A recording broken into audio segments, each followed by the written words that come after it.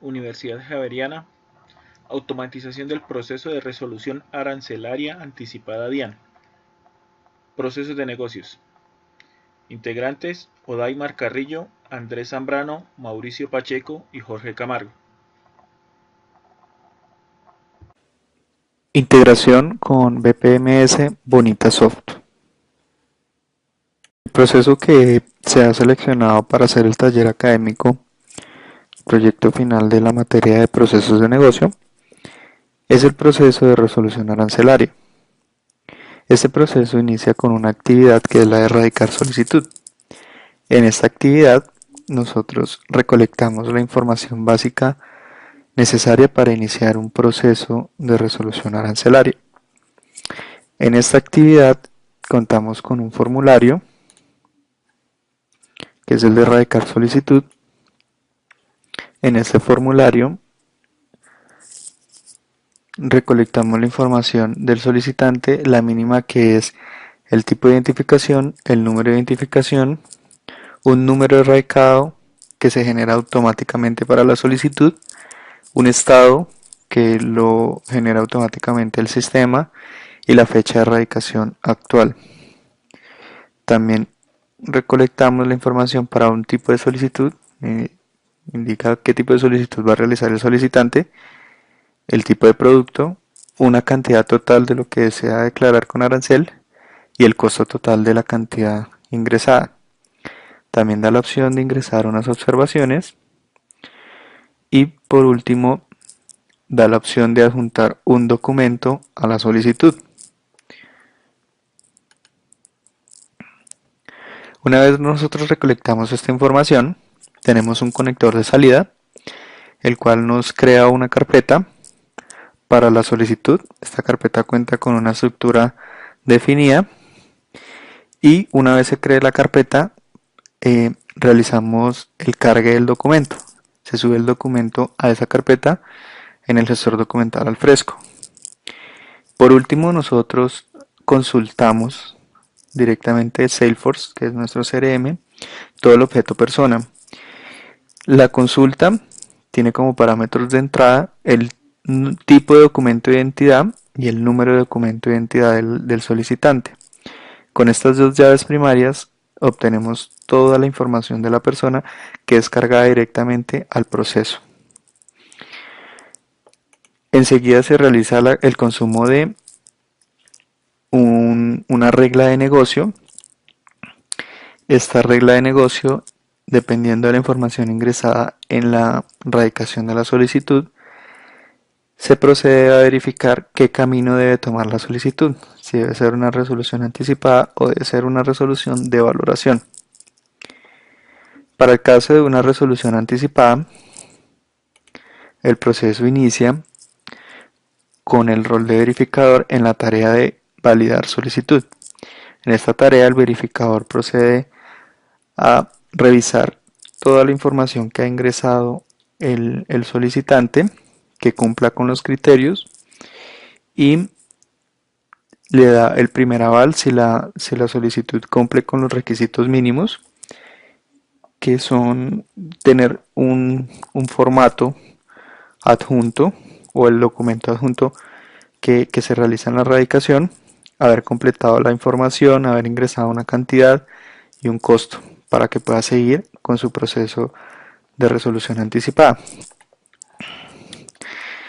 Como conectores de entrada tenemos un conector que descarga el documento del alfresco. Con esto obtenemos el documento y lo cargamos al proceso con el objetivo de que en cada una de las tareas el documento pueda ser visualizado. Este es el documento que adjuntaron en radicación.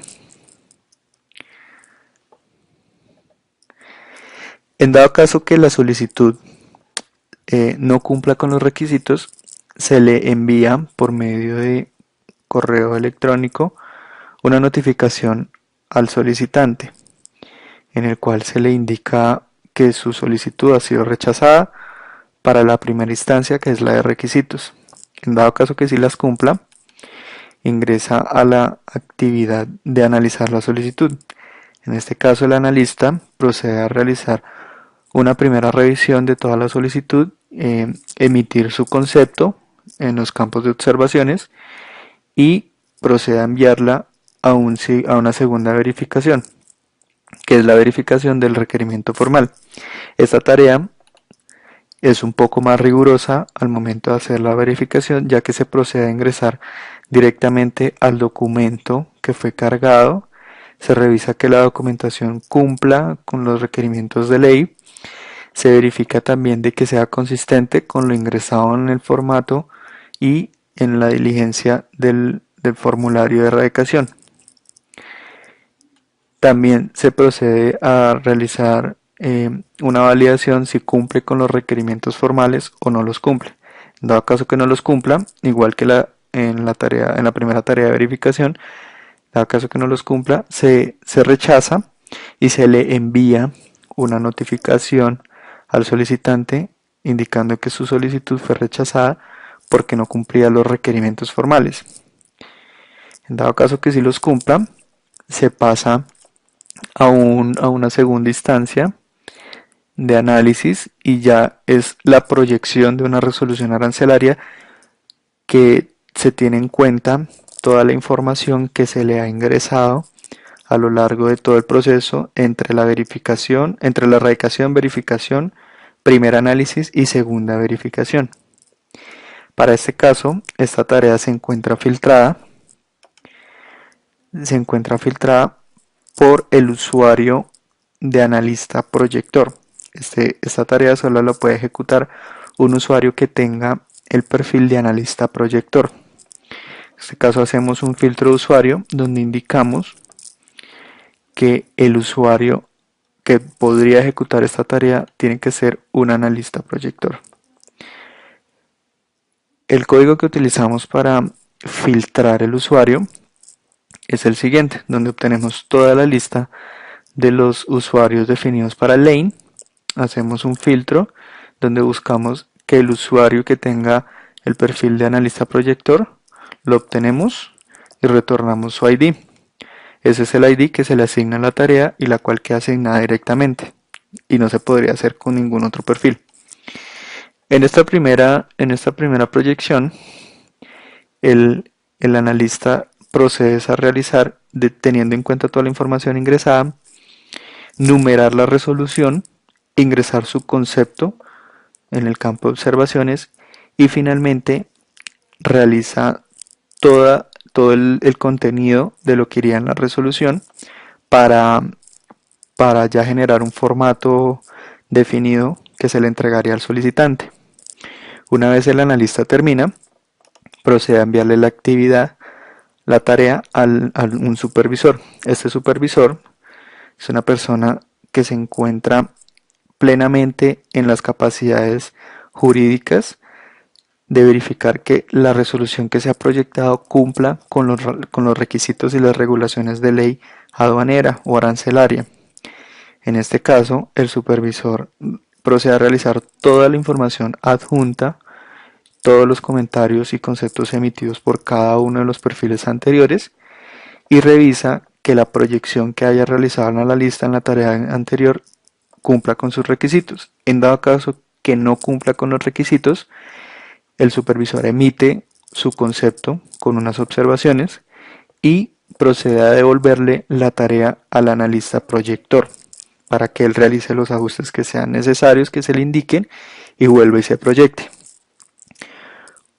En dado caso que la resolución sí cumpla, entonces se procede a hacer el envío de la tarea a un coordinador para que realice su posterior aprobación. Esta aprobación consta con el concepto final que realiza un coordinador, que es el que pues finalmente lo aprueba y emite su concepto e indica cuál es la regulación aduanera con la que también se aprobaría. Entonces, una vez se tenga esa información, el coordinador la apruebe e ingrese su concepto legal, se procede a hacer la generación de la resolución como última instancia. En este caso se tienen dos actividades automáticas. En una es la generación de la resolución, el cual se realiza por medio de un servicio web que es expuesto por el motor de Activity en el Fresco. Este motor realiza una ejecución de unas tareas automáticas, obtiene toda la información que nosotros hemos recolectado a lo largo del proceso.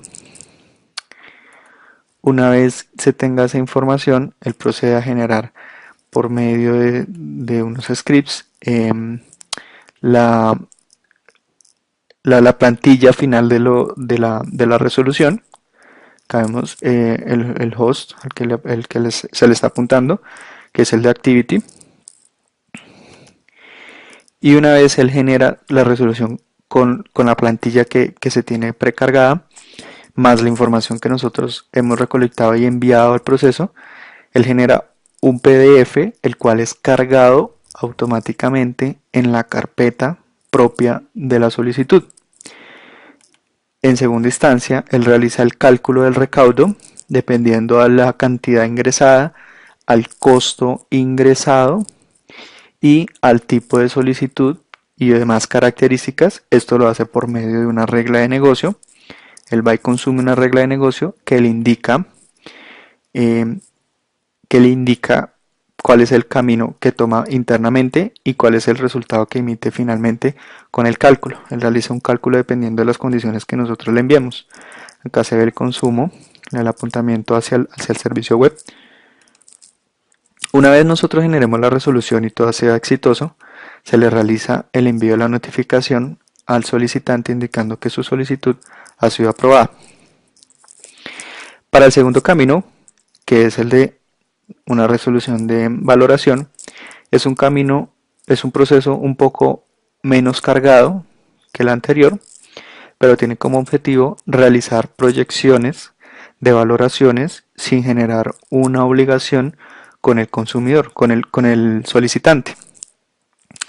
El solicitante puede realizar una valoración de una mercancía que él pueda importar dependiendo su nicho de negocio, y la DIAN procedería a enviarle una especie de cotización de lo que podría costar más o menos el arancel de esa mercancía que él desea importar antes de que toque puerto. Para este caso se realizan unas actividades muy similares al anterior proceso, que es una verificación de la solicitud que cumple la misma función, una función muy similar a la de la anticipada. También se realiza un análisis. Acá no habría rechazos de las solicitudes porque pues no genera un compromiso directamente al solicitante. En tercera instancia se genera una proyección de una resolución de valoración que es diferente a la anticipada. Igualmente también hay una supervisión porque pues por controles de regulación y también por temas legales se debe tener en cuenta si esas resoluciones cumplen con la ley. Y por último también se genera una aprobación con la cual el coordinador también emite con qué regulación podría ser aprobada y cuál sería el cálculo del arancel aproximado de esa mercancía. Igual se genera una resolución, solo que en este caso no habría el cálculo que genera la obligación, y por último también se le envía la notificación del proceso al solicitante.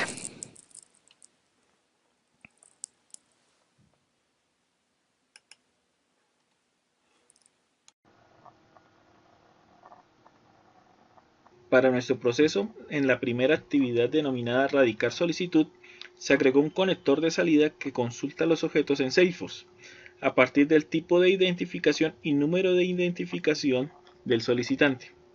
Una vez hallada la información, se carga un objeto de negocio para ser utilizado en los formularios de los subprocesos.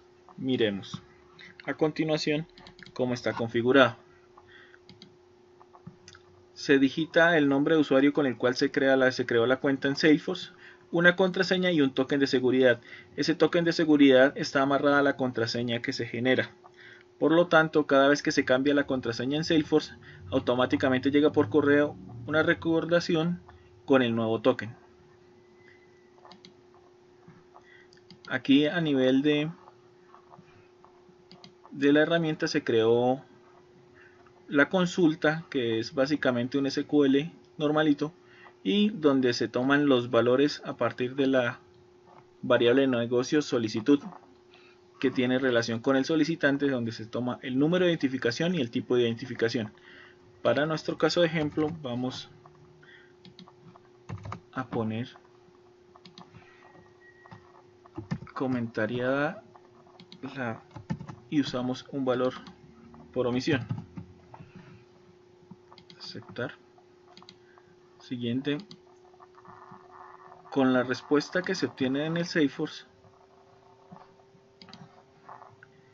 entonces del registro, que debe ser único por el tipo de identificación y número, se llenan los campos de la persona, en este caso el solicitante, y son asignados a la variable de negocio. Hagamos una prueba.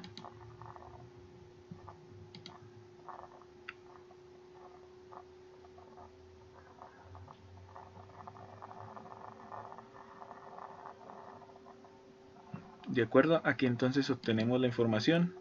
Nos dice que el apellido está vacío, el apellido 1 es Wayne, celular, correo, Bruce Wayne de Wayne Tech, nombre Bruce, número de identificación, tipo de identificación. Entonces, con ese dato asignado dentro de los procesos, en el formulario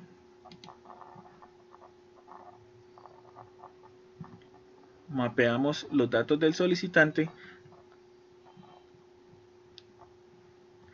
a través de una external API que nos brinda la herramienta para comunicar las variables de negocio con nuestro formulario de presentación. Integración con gestor documental Alfresco. Para la integración con Alfresco, nosotros utilizamos un conector CEMIS. En este caso, por medio del conector CEMIS ingresamos a los servicios expuestos mediante REST que tiene Alfresco. En primera instancia nosotros creamos una carpeta con una estructura definida. Lo hacemos por medio de AtomPub de Alfresco y nos logueamos, él procede a hacer todo su proceso internamente y finalmente él nos crea una carpeta para la solicitud. Una vez creada esa carpeta, procedemos a hacer el cargue del documento, indicándole al Alfresco en qué carpeta se debe adjuntar y con qué nombre. Esto lo hacemos por medio de unas operaciones. Con las operaciones obtenemos lo que es el nombre de la carpeta. Y también, aparte del documento, obtenemos también el nombre del archivo. Este nombre del archivo debe ser el mismo nombre con el que se carga el documento original. Una vez nosotros tengamos cargado crear la carpeta y cargado el documento, en este caso lo tenemos expuesto en un servidor Azure, podemos visualizar que dentro de las carpetas de Alfresco se encuentran las solicitudes con cada una de sus carpetas individuales. Para este caso, las estructuras es con un nombre que empieza con las letras A y R, que es un acrónimo para arancel. Enseguida se encuentra el número, el año en el que se radica la solicitud, y finalmente es el número de instancia con el que es radicada la solicitud. Esto también nos permite tener un mayor control y monitoreo de cada una de las instancias y los documentos adjuntos, pues los podemos relacionar a la instancia.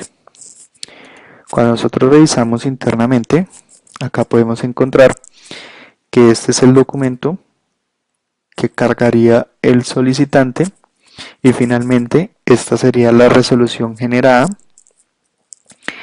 para, para la obligación con el solicitante. Esa es la que contiene la información que se ha recogido durante todo el proceso.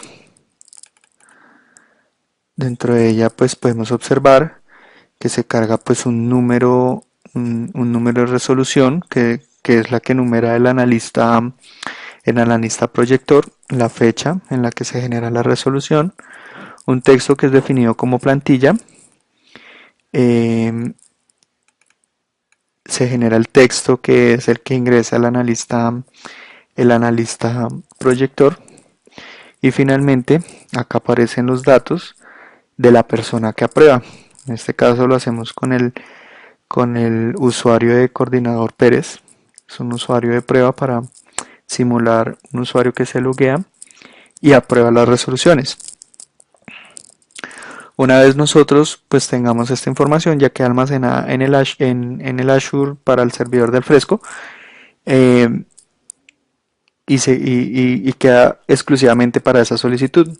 Una vez, como podemos revisar acá, existen instancias que es la 930, la 928, que son instancias aparte, ninguna de ellas compromete a la otra, porque son carpetas específicas para cada uno de esas solicitudes. Inmediatamente nosotros tengamos el cargue del documento, por ejemplo, en anticipada, nosotros procedemos a hacer la descarga de ese documento. Teniendo ya esa dirección en el servidor de Alfresco, nosotros podemos acceder a ella por medio de un conector. En este caso, obtuvimos el documento por medio de Semid con la operación de Download Document.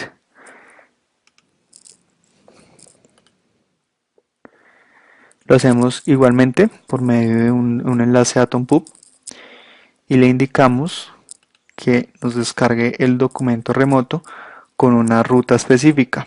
Para este caso de la ruta específica, nosotros obtenemos esa ruta indicando que nuestra carpeta padre es la carpeta proyecto, tal cual como la hemos definido en Alfresco, bajo el nombre de la carpeta, que es la parametrizada dependiendo de la solicitud, y el nombre del archivo, que también depende del archivo que se cargue. Una vez nosotros descarguemos el documento, pues lo tenemos en una variable de documento de Alfresco, que es el que se define acá en el pool, y el que ha almacenado en esta variable de documentos. Una vez se tenga ahí, él viaja por todo el flujo del proceso hasta su final y cada una de las actividades puede tener acceso al documento adjunto por el solicitante.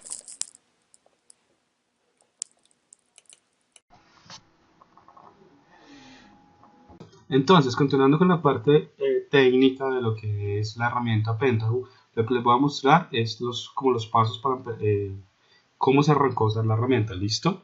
Lo primero que nosotros definimos fue una conexión. Por defecto, Pentaho no traía una conexión directa o los drivers, el conector a MySQL.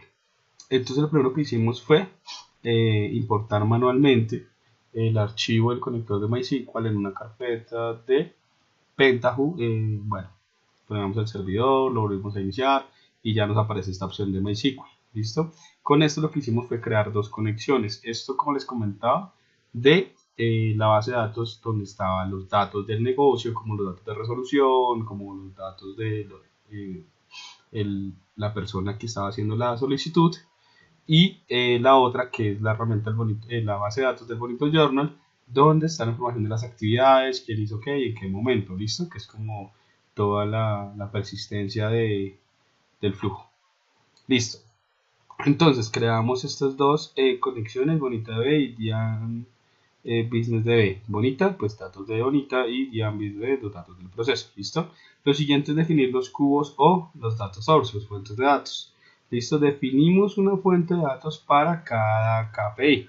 KPI ya en la parte del cliente, el KPI, este es el KPI 3 de proceso, el KPI 4 de aprendizaje. Recordemos que lo dividimos entre anticipada y valoración. ¿Listo?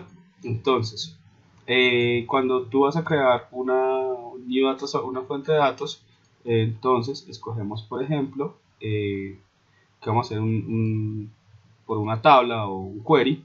En nuestro caso lo hicimos con queries, y acá aparecen nuestras conexiones. ¿Listo? Entonces eso es lo que les quería mostrar. Creamos la conexión, después creamos una fuente de datos, y listo. Y por último nos fuimos a lo que son nuestros reportes. En este tercer nivel, yo no hablo así, ya creamos como tal nuestro reporte del KPI. Listo, aquí tenemos que identificar tres cosas principalmente: medidas, que son los datos que se van a sumar. Por ejemplo, acá en lo que estamos sumando es el valor del recaudo de cada una de las instancias.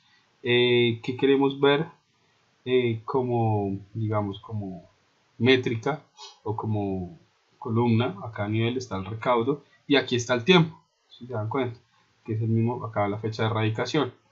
Y tipo de solicitud lo tenemos como un filtro. Recuerden que las anticipadas son las únicas que generan cobro. ¿Listo? Entonces está el recaudo en este eje, en el eje Y, y en el eje X están las fechas. ¿Listo? Esto para este KPI de financiera. Devolvamos un momentico al home y veamos otro como es el KPI 2. Acá está el KPI 2.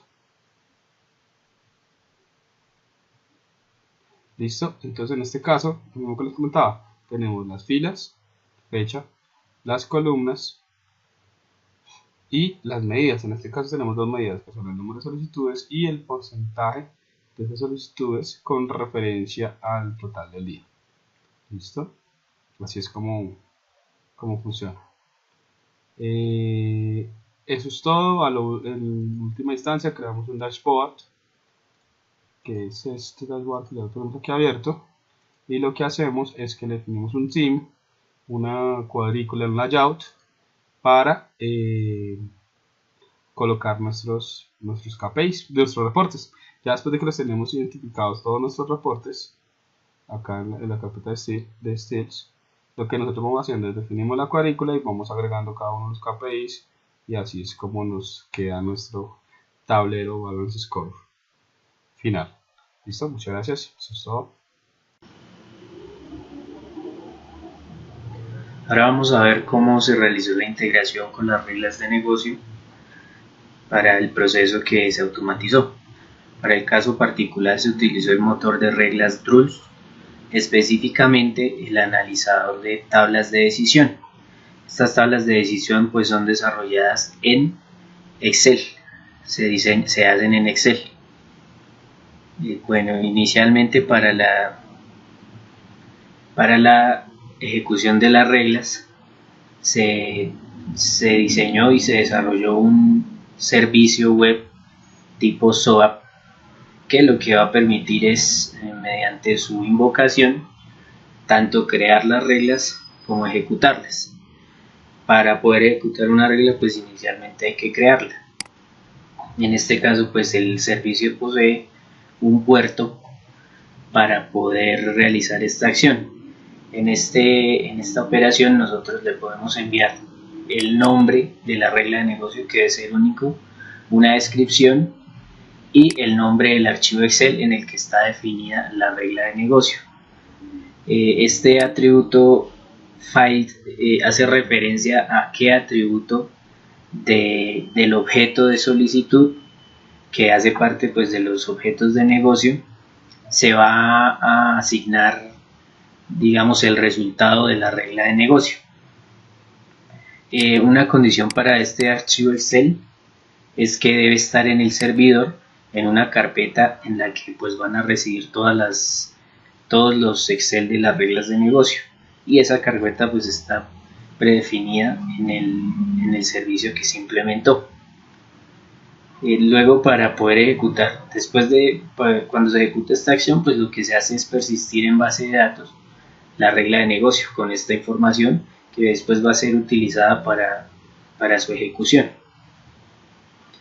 Este otro puerto lo que nos va a permitir es ejecutar la regla de negocio mediante el nombre de la regla, que se definió en el anterior servicio, y el identificador de la solicitud.